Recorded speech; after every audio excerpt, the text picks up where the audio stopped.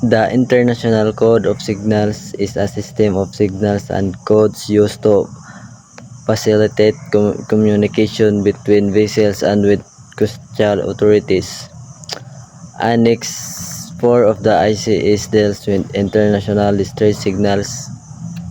These signals are used to indicate distress situation, such as a ship in danger. The method involves transmitting and receiving information using visual signals of signals letters specified in the ICS. These signals are displayed in a specific manner to convey a specific message.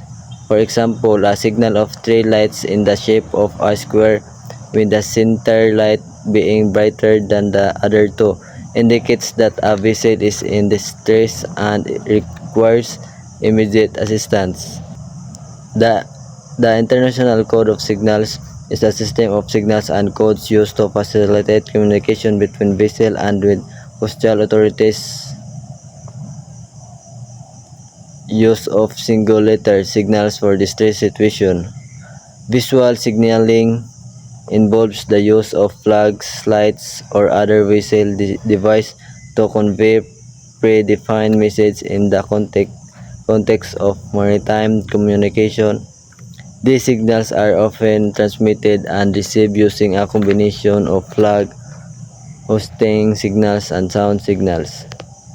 The method of transmitting and receiving information using visual signaling of signal letters specified in the International Code of Signal Annex 4 involves displaying specific visual signals such as lights or flags in a predetermined manner to convey a specific message, such as indicating a distress situation.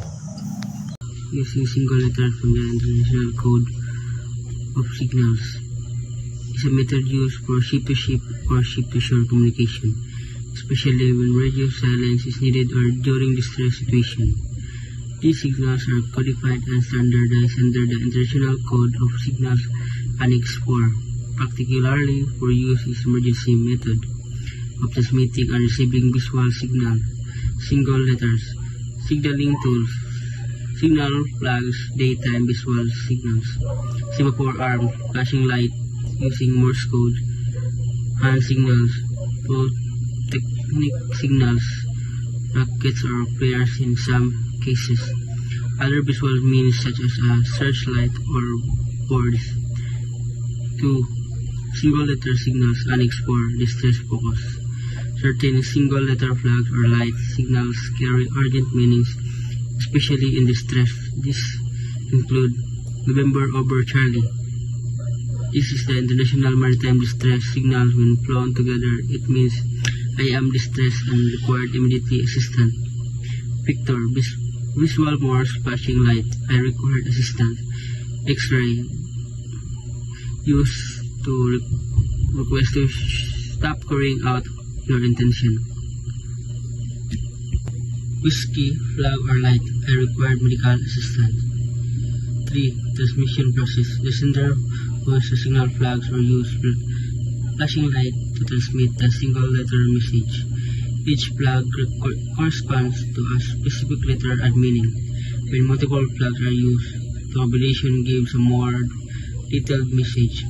Flashing light use Morse code with short and long flashes representing dots and dashes. 4. Reception. The receiving vessels or situation observe the signal visual. The meaning is interpreted based on the ICS table or signals.